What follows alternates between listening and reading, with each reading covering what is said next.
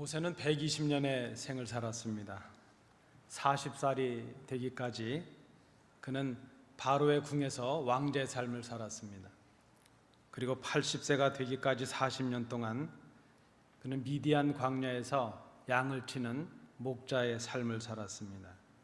그리고 80세부터 120세가 되어서 죽기까지 그는 하나님의 부르심을 받았고 또 이스라엘의 출애굽 또 가나안을 향한 여정을 인도했던 능력 있는 하나님의 사람의 삶을 살았습니다. 오늘 우리가 함께 봉독하신 이 본문의 말씀은 하나님께서 모세를 부르시고 그에게 사명을 주시는 장면을 기록하고 있습니다. 어떻게 모세가 하나님의 부르심을 받았고 또 능력 있는 하나님의 사람이 될 수 있었는가? 오늘 우리는 이 모세를 통해서 하나님의 쓰임을 받는 사람에 관해서 생각을 해보고자 합니다. 첫 번째로 우리가 생각할 것은 하나님은 왕자로 있었던 바로의 왕자였던 모세를 부르시지 않으셨다 하는 것입니다. 여러분 잘 아시는 대로 우리가 출애굽기 성경을 보면 모세는 바로 공주의 양자로 자랐습니다. 그래서 그는 바로의 궁에서 당대의 최고의 문물과 학문을 통해서 성장을 했습니다.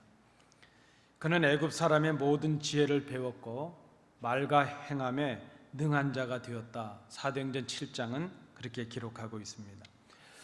뿐만 아니라 그는 어머니 요게벳이 유모가 되었기 때문에 그래서 히브리 사람으로 신앙과 또 신앙인의 정체성에 대한 교육을 받았던 것으로 생각이 됩니다. 모세는 성장했는데 옳고 그른 것을 분별할 줄 알았고 또 히브리 사람으로서 성장을 했습니다. 출애굽기 2장을 보시면 모세가 장성하게 되었을 때 사도행전 7장은 그때 모세의 나이가 40세라 말을 합니다.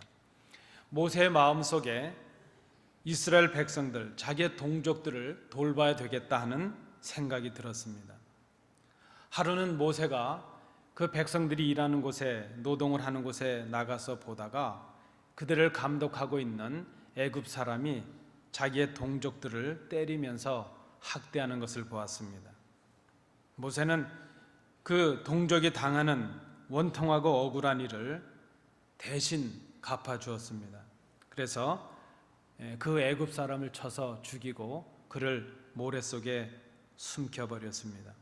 그리고 이튿날 다시 그곳에 가서 동족들이 싸우고 있는 것을 보았습니다. 그들을 말리고 그들을 중재하려 하는 모습을 보이기도 했습니다. 우리가 이 모세의 모습을 보면 하나님께서 쓰신다면 모세 같은 사람을 쓰셔야 되지 않을까 생각이 됩니다. 똑똑한 사람이 되었고 출중한 사람이 되었고 더군다나 권세와 위치를 갖춘 사람이 되었습니다. 애굽에서 자랐지만 이스라엘 동족을 생각할 줄 아는 그런 히브리인의 정체성도 가졌습니다.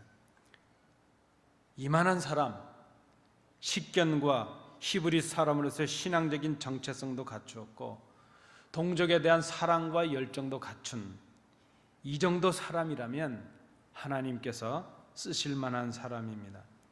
그런데 하나님은 바로의 궁에 있었던 왕자였던 모세를 쓰시지 않으셨습니다. 그를 부르시지 않으셨습니다. 우리가 생각해 보면 다 갖춘 것 같은데 겉으로 보면 하나님께서 충분히 쓰실 만한데 하나님께서 그를 쓰시지 않는 이유가 있습니다. 그에게 부족한 것이 있는데 모세는 하나님의 방법과 하나님의 때를 생각하지 않았다는 것입니다. 모세가 애굽 사람을 쳐 죽일 때 그 장면을 출애굽기 2장은 이렇게 기록하고 있습니다. 2장 12절 말씀해 보시면 좌우를 살펴 사람이 없음을 보고 그 애굽 사람을 쳐 죽여 모래 속에 감추니라. 모세는 극도로 흥분한 상태에서도 좌우를 살필 수 있는 침착함을 갖추었습니다. 식견을 갖추었습니다. 사람을 살필 줄 아는 지혜도 그에게 있습니다. 그런데 그가 하나님을 살피는 지혜는 갖지 못했다 하는 것입니다. 그는 그 애굽의 궁에 있을 때 자기가 동족을 위해서 뭔가를 해야 된다고 생각하는 그때에 하나님보다는 자신의 힘을 의지합니다. 자신이 무엇인가를 할 수 있다고 생각합니다. 해야 한다고 생각을 합니다. 그는 하나님을 살피지 못했고 하나님께서 원하시는 때를 생각하지 못했고 하나님께서 원하시는 것을 생각하지 못했습니다. 똑똑하고 지혜로운 사람, 배운 사람, 식견을 갖춘 사람, 세상적으로 보면 하나님의 일을 할 만한 사람, 그러나 그는 하나님을 의지하지 않는 사람이었고 하나님을 앞서서 행하는 사람이 되고 말았습니다. 하나님은 똑똑한 사람, 똑똑한 왕자 모세를 부르시지 않았습니다. 두 번째 우리가 모세를 통해서 또 생각하는 것은 바로 이것입니다. 그런데 애굽의 궁에 있었던 그 모세를 부르시지 않은 하나님께서 이제 광야에 거하고 있는 모세를 부르시고 계신다 하는 것입니다. 동족들끼리 싸우는 것을 말리던 모세에게 싸우던 그 히브리 사람이 이렇게 말을 합니다. 누가 너를 우리의 재판관, 누가 너를 우리를 다스리는 재판관으로 삼았느냐? 네가 애굽 사람을 쳐 죽인 것처럼 나도 죽이려 하느냐? 애굽 사람을 죽인 것을 감췄다고 생각했는데 그것이 드러나고 말았습니다. 모세가 애굽 사람을 죽인 것을 바로까지 알게 되었습니다. 그 바로가 모세를 찾아서 죽이려고 합니다. 모세는 미디안 광야로 도망을 하고 말았습니다. 미디안 땅에 도착해서 한 우물을 지나는데 물을 깃는 제사장 이드로의 딸들이 어려움을 당합니다. 그들을 도와주었습니다. 그것이 계기가 되어서 그는 그곳에서 결혼을 하고 두 아들도 얻었습니다. 그리고 장인의 양떼를 치는 평범한 목자의 삶을 살게 되었습니다. 그리고 40년이 지났습니다. 그의 나이가 80세가 되었습니다. 여러분, 부록이라는 말이 있습니다. 부록이라는 말은 40세를 일컫는 말입니다. 부록이 되면 미혹을 받지 않는다는 것이죠. 나이 40이 되면 뭐 다른 것에 미혹이 되거나 정신을 빼앗겨서는 안 된다는 것입니다. 갈팡질팡 하지 말아야 된다는 것입니다.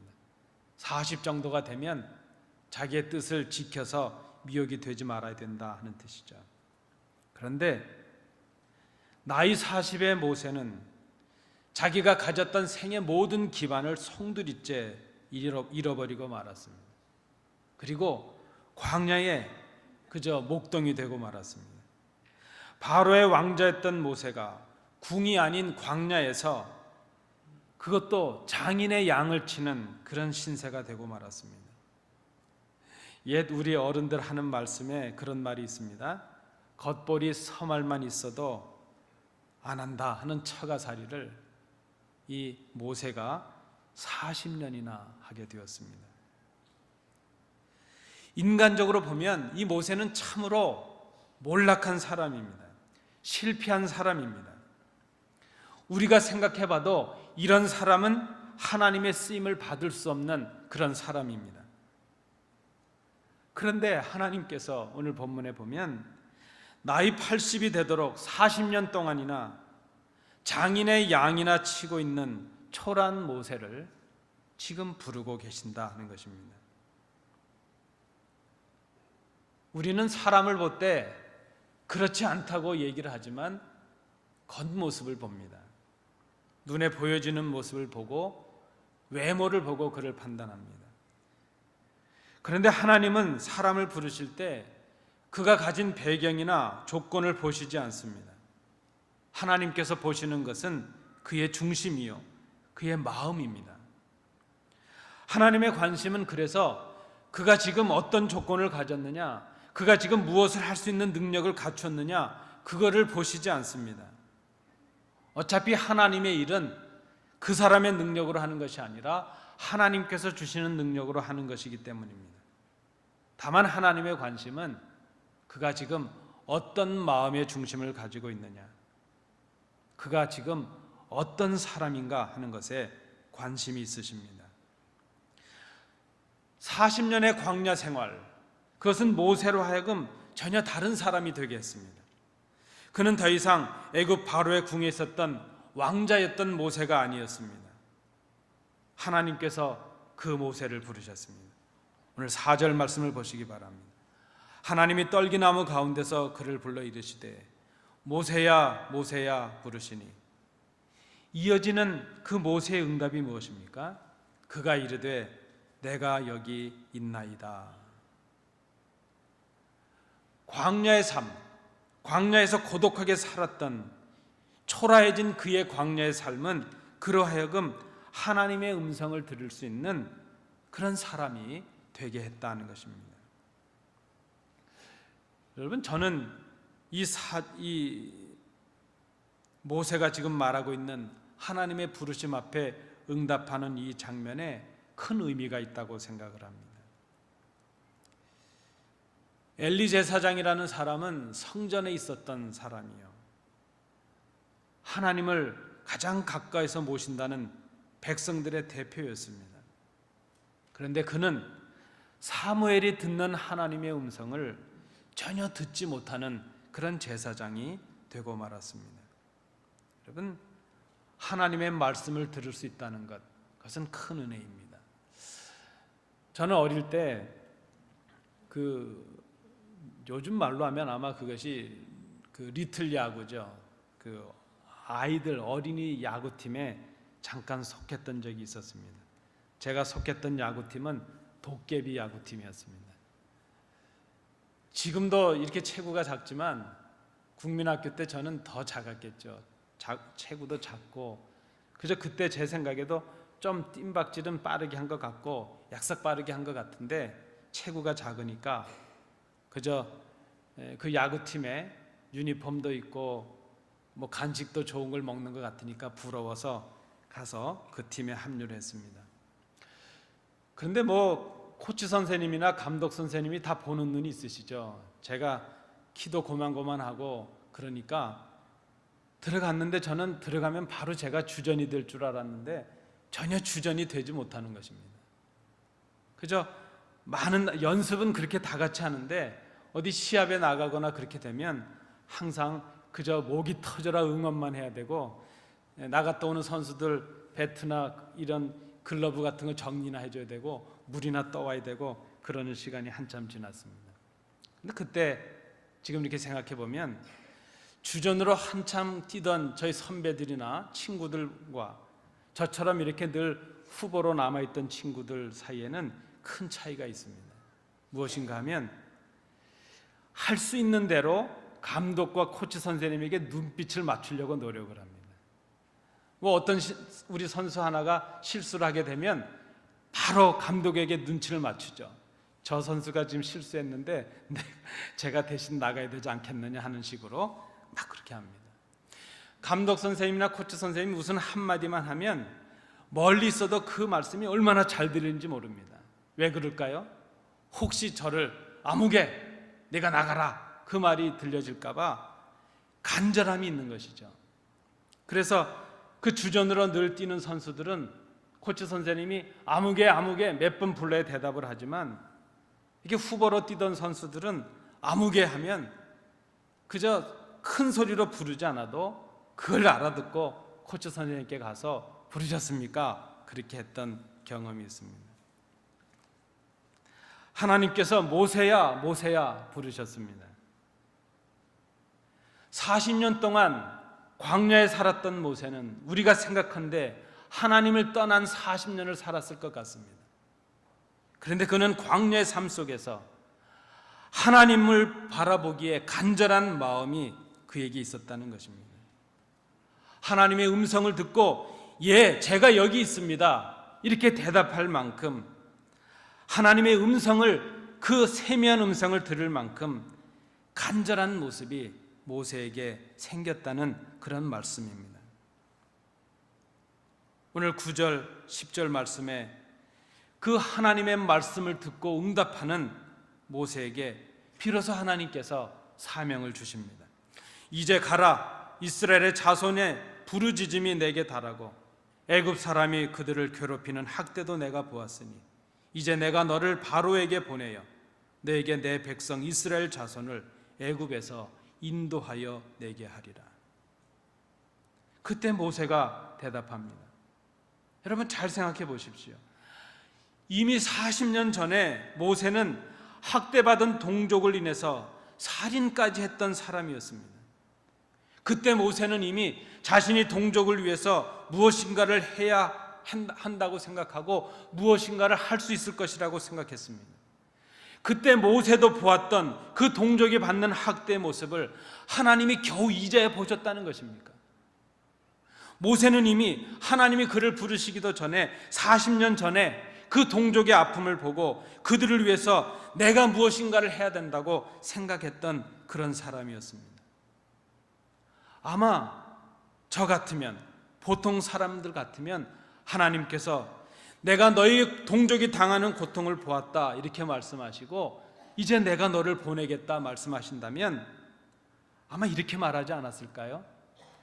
하나님, 내가 애굽을 떠나와서 40년이나 광야에 있었는데 이제서야 저를 부르십니까? 내가 그저 애굽에 있을 때 부르셨으면, 내가 동족을 위해서 뜨거운 마음이 있을 때 부르셨으면 더 쉽지 않았겠습니까?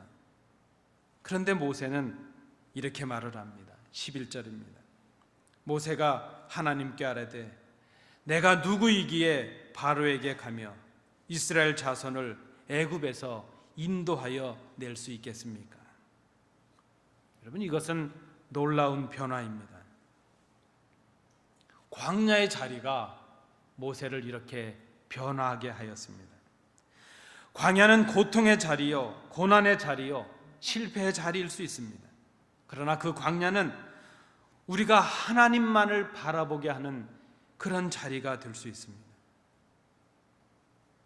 광야는 모세로 하여금 하나님의 음성을 듣고 그 하나님의 음성 앞에 응답할 수 있는 그런 자리가 되었습니다. 40년의 광야의 자리에서 모세는 그 광야의 자리로 인하여 자신의 무능력과 연약함을 알게 되었습니다. 그리고 자신이 아무것도 할 수 없는, 아니 아무것도 아닌 존재인 것을 깨닫게 되었습니다. 자신의 연약함을 알게 된 이 모세는 이제는 하나님을 의지하고 하나님의 음성을 사모하고 하나님의 부르심을 기다릴 수 있는 그런 사람으로 변화해 있었다는 것입니다. 전에 하나님을 앞서 있던 모세는 이제 하나님을 따르는 그런 사람이 되었습니다. 그때 비로소 하나님께서 그를 부르시고 계십니다. 세 번째, 우리가 모세를 통해서 또 한 가지 생각해 보는 것이 이것입니다. 하나님은 일상의 삶 속에 있는 모세를 부르셨다는 것입니다. 하나님께서 하나님의 일꾼들을 부르신다는 사건은 특별한 사건입니다. 그래서 우리는 생각하기를 이 하나님의 특별한 사건은 특별한 사람들에게 일어나고 특별한 준비를 한 사람들이 날 수 있을 것이라 그렇게 생각을 합니다. 그런데 여러분, 하나님께서 모세를 부르시는 이 특별한 사건이 평범한 모세의 일상 속에서 일어나고 있다는 것입니다. 하나님께서 우리를 부르시고 우리에게 사명을 맡기시는 그 특별한 사건은 평범한 우리의 일상의 삶 속에서 일어나는 것입니다. 늘 반복되는 것 같은 여상한 삶, 늘 이어지는 것 같은 그런 평범한 삶 속에 하나님의 역사가 나타난다는 그런 말씀입니다. 하나님께서 양을 치고 있던 모세를 부르셨습니다. 그는 왕자로 있었던 40년 전을 떠올리면서 그저 한숨과 후회로 시간을 보내지 않았습니다. 얼마나 많은 사람들이 과거에 가졌던 영화와 과거에 가졌던 그 아름다운 추억들로 인해서 오늘을 한숨 속에 지나고 있는지 모릅니다. 모세도 충분히 그럴만합니다. 그저 장인의 양떼를 치면서 내가 이맘때는 궁에서 뭘 했을 텐데, 내가 그저 아무 문제가 없이 궁에 있었다면 지금 어떤 존재가 됐을 수도 있었을 텐데, 그런데 모세는 40년 전 그 과거에 사로잡혀서 그 아까운 시간들을 한숨과 후회의 시간으로 만들지 않았다는 것입니다. 그저 그는 작아 보이는 일이지만 자신에게 주어진 일상에 충실했습니다. 그것은 자기의 장인의 양을 치는 그런 일이었습니다. 여러분, 하나님의 역사가, 하나님의 일이 특별한 곳에서 특별한 사람들에게만 나타난다, 그렇게 생각하지 말아야 됩니다. 하나님은 아버지의 양떼를 돌보고 있던 그 어린 다윗, 평범한 일상 속에 있던 다윗을 택하셔서 이스라엘의 왕으로 삼으셨습니다. 하나님은 그저 작은 곳에 목동으로 목자로 일하던 아모스를 택하셔서 하나님의 말씀을 맡기시는 위대한 선지자로 들어 사용하셨습니다. 하나님이 그렇게 하셨다는 것입니다. 40년 동안 목자로서 그저 그의 충실함, 그 충실함 속에 하나님의 기적을 맛보는 놀라운 역사가 있게 되었습니다. 모세는 불이 붙는 떨기나무를 보았습니다. 메마른 광야에서 그저 떨기나무에 불이 붙는다는 것, 그것은 흔한 일입니다. 그런데 양떼들을 지켜야 될 목자로서 그는 그러한 일들을 자세히 살피는 일에 충실했어야만 됐을 것입니다. 그 불나는 사건, 그 떨기나무를 자세히 살피던 이 모세는 그것이 평범한 사건이 아니라 특별한 사건임을 발견하게 되었습니다. 떨기나무에 불이 붙었는데 정작 그 나무는 타지 않고 있는 것입니다. 그리고 그가 양들을 이끌고 늘 이르던 그 땅을 거룩하게 하시는 하나님의 음성을 듣게 되었습니다. 하나님께서 가까이 다가오는 모세에게 말씀하십니다. 내 발에서 신을 벗으라 말씀하십니다. 그곳이 거룩한 땅이 되었기 때문입니다. 여러분, 잘 생각해 보십시오. 그 땅이 거룩한 것은 그 땅이 거룩해서가 아니라 그곳에 하나님이 임재하셨기 때문이었습니다. 우리는 늘 그렇게 생각합니다. 우리는 특별한 그 무엇을 경험하기 위해서 우리가 특별한 곳에 가야 될 것이라 생각을 합니다. 그리고 우리가 특별해져야 될 것이라 생각을 합니다. 우리는 거룩해지기 위해서 거룩한 곳으로 가야 된다 생각을 합니다. 우리가 거룩해지기 전에는 하나님께서 우리에게 오시지 않을 것이라 그렇게 생각을 합니다. 그런데 여러분, 오늘 본문을 잘 보십시오. 우리에게 기적을 보게 하시는 그곳은 특별한 어떤 곳이 아니라 바로 우리가 늘 경험하는 우리의 일상이라는 것입니다. 모세가 양떼를 이끌고 늘 다니던 그 땅이었습니다. 그저 늘 지나치던 그곳이었습니다. 그런데 그곳에 하나님이 나타나시게 될 때에, 하나님의 임재가 있을 때에 그 땅이 거룩한 땅이 되었습니다. 하나님 앞에 서는 모세를 하나님께서 거룩하게 하셨습니다. 우리가 하나님의 임재를 경험하고 하나님의 부르심을 받고 하나님의 말씀을 듣고 하나님의 사명을 받아야 될 것은 우리가 늘 경험하고 있는 우리의 일상입니다.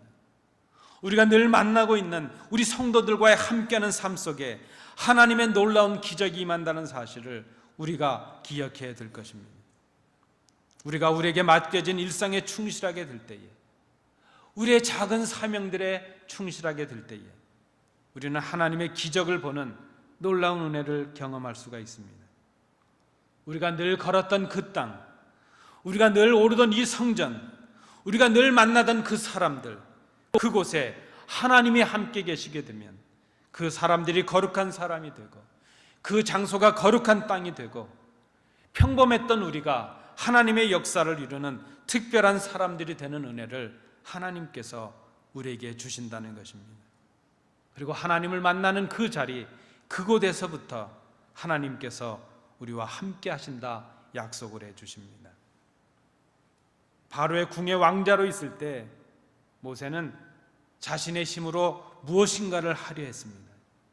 그러나 그것은 하나님의 뜻이 아니라 그의 욕망이요, 그의 욕심이었습니다. 그는 바른 생각도 했고 동족을 위하는 마음도 있었습니다. 그러나 그는 하나님의 뜻을 생각하지 못했습니다. 자신의 힘으로 무엇인가를 하려는 그에게 하나님의 음성이 들려지지 않았습니다. 그러나 그가 광야의 초라한 목자가 되었을 때에 모세는 겉으로 보기에 초라해졌습니다. 보잘것없는 사람이 되었습니다. 그러나 그는 그 광야의 자리에서 자신이 어떤 존재인가를 알게 되었습니다. 그리고 하나님만을 바라볼 수 있는 그런 사람이 되었습니다. 비로소 그때 그는 하나님의 음성을 들을 수 있는 그런 예민한 귀를 가진 사람이 되었습니다. 여러분, 우리는 늘 바로의 왕자 같은 삶을 꿈꿉니다. 그래야 하나님의 역사를 이룰 수 있을 것이라 생각을 합니다. 우리가 바로의 왕자처럼 되면 모든 일이 우리가 원하는 대로 형통하게 될 것이라 생각을 합니다. 또 우리가 원하는 대로 모든 일이 형통해지면 우리는 그저 그 자신감이 가득해서 우리 마음에 우리의 힘으로 할 수 있다는 생각 때문에 우리의 귀가 어두워지고 맙니다. 우리 마음에 하나님의 음성을 들을 수 있는 그런 자리가 다 사라지고 맙니다. 그리고 그때 우리는 내가 생각하는 계획, 내가 꿈꾸는 것, 내 욕심과 내 욕망이 하나님의 뜻일 것이라 그렇게 착각을 하며 살아갑니다. 그때 하나님께서 우리를 진정으로 사랑하신다면 우리를 광야로 내몰아내십니다. 그때 광야에서 우리는 우리의 삶을 비우고 우리의 생각을 정돈하게 됩니다. 광야의 삶은 목표가 보이지 않는 삶이기도 합니다. 때로 혼동의 시간이기도 합니다. 답답한 갈등의 시간이기도 합니다. 아무 가치 없는 일들이 계속되는 그런 경험을 하기도 합니다. 전혀 목표가 보이지 않아서 답답한 시간을 보내는 자리입니다. 아무 의미가 없는 우리의 삶의 연속인 것 같습니다. 그러나 그 자리, 몸으로 겪는 그 고통의 광야의 시간들을 통해서 하나님은 우리의 마음에 하나님의 음성을 들을 수 있는 귀한 자리를 마련하게 하십니다. 그리고 그곳을 거룩하게 하십니다. 그곳에 서 있는 우리를 거룩하게 하십니다. 그때 우리에게 하나님의 음성을 들려주시고 하나님의 사명을 주시고 우리와 함께 하시는 능력을 우리에게 허락해 주십니다. 하나님은 거룩한 사람을 부르시는 것이 아니라 하나님이 부르심으로 거룩해지는 것이고 하나님이 함께 하심으로 특별한 사람들이 되는 것이고 능력 있는 준비된 사람을 부르시기 전에 하나님은 보잘것없는 우리를 부르셔서 능력 있는 하나님의 일꾼들이 되게 하신다는 사실입니다. 여러분, 우리에게 능력이 있는가 없는가 그렇게 사실 중요하지 않습니다. 우리가 특별한 자격을 갖췄느냐 아니냐 그것도 중요하지 않습니다. 우리가 거룩한 사람이냐 아니냐 그것도 의미가 없습니다. 오늘 이 말씀에 의지해 볼 때 정말 우리에게 중요한 것이 있다면 우리가 하나님 앞에서 어떤 사람이 되는가 하는 것입니다. 우리가 하나님의 음성을 듣는 사람이 되는 것입니다. 우리가 하나님이 함께 거하시는 사람이 되는 것입니다. 하나님이 함께 하시면 우리가 선 땅이 하나님의 능력이 가득한 땅이 됩니다. 하나님의 거룩한 땅이 됩니다. 하나님이 함께 하시면 하나님의 말씀하신 대로 이룰 수 있는 능력의 사람이 되는 것입니다. 여러분, 오늘 우리의 서 있는 자리가 어딘가 하는 것을 생각해 봐야 될 것입니다. 우리가 서야 할 자리는 내 힘으로 무엇을 하겠다는 욕심의 자리였던 바로의 궁이 아니라는 것입니다. 세상 사람들은 그것을 성공의 길이고 그렇게 하는 개인, 그렇게 하는 교회가 능력을 행할 것이라 그렇게 말을 합니다. 그러나 여러분, 우리가 진정 서야 될 자리는 내가 무엇인가를 할 수 있다는 바로의 궁이 아니라 내가 하나님 앞에서 아무것도 아닙니다 고백할 수 있는, 나는 아무것도 할 수 없습니다, 주님의 도우심이 아니면 나는 서 있을 수도 없습니다, 그렇게 고백하는 광야의 자리라는 것입니다. 너무도 절망스럽고 고통스러운 자리입니다. 그러나 그 자리에 하나님이 임하시면 소망의 자리가 될 것입니다. 너무도 기가 막혀서 눈물도 마르고 소리도 내지 못할 그 고통의 자리입니다. 그러나 그 자리에 하나님이 함께 하시면 기쁨과 감사의 자리로 변하게 될 것입니다. 그 광야의 자리, 그 자리는 하나님 앞에 나를 세우는 자리입니다. 내가 무능하고 연약한 존재임을 고백하는 자리입니다. 하나님만이 나의 도움이신 것을 깨닫는 자리입니다. 하나님의 음성을 듣는 그 자리, 그 자리는 작은 일이지만 나에게 맡기신 그 일상의 삶 속에서 충성을 다하는 그 자리라는 그 말씀입니다. 여러분, 우리는 능력 있는 사람들이 되기를 꿈꿉니다. 우리는 능력 있는 교회가 되기를 사모하고 있습니다. 그런데 지금 우리는 광야에 있습니다. 다음 달 무엇을 해야 될지, 내년에는 무엇을 해야 될지, 어떤 계획을 세우고 무엇을 이루어야 될지 갈피를 잡지 못하는 광야 속에 있습니다. 너무나도 초라하고 고통과 아픔이 있고 절망과 낙심이 있는 이 자리에 있습니다. 그러나 여러분, 우리가 경험하고 있는 이 광야의 자리가 우리를 사랑하셔서 하나님을 만나기 위해 내보내신 하나님의 은혜임을 깨달을 필요가 있습니다. 우리의 광야의 자리에서 우리의 마음속에 하나님을 모실 만한, 하나님의 음성을 들을 만한 그 마음의 자리가 마련된다면 그때 하나님께서 우리에게 하나님의 음성을 들려주십니다. 그리고 비로소 그때 그 음성으로 인하여 우리는 하나님의 능력 있는 사람들이 될 수 있습니다. 주님께서 말씀하셨습니다. 볼지어다 내가 세상 끝날까지 너희와 항상 함께 있으리라. 언제 함께 하시겠습니까? 언제 우리 주님께서 함께 하신다고 약속하십니까? 그 앞부분에 이런 기록이 있습니다.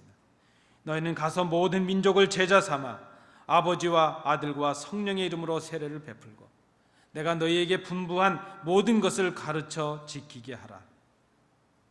언제 주님께서 우리와 함께 하십니까? 언제 하나님께서 우리와 함께 하십니까?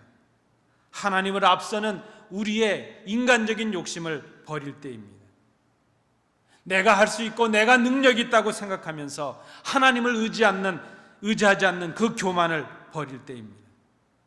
우리가 경험하고 있는 이 인생의 광야에서 낮아지고 낮아져서 우리의 마음속에 하나님의 말씀이 담겨질 때입니다.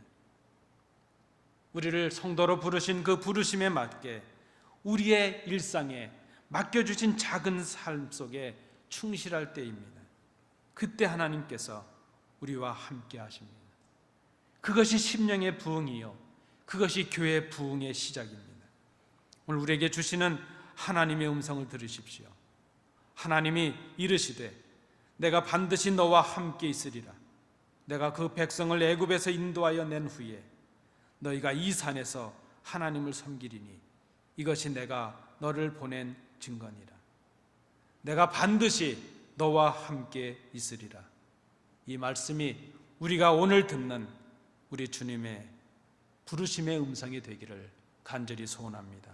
기도하겠습니다. 은혜로우신 아버지 하나님, 내가 반드시 너와 함께 있으리라. 오늘 들려주시는 이 말씀이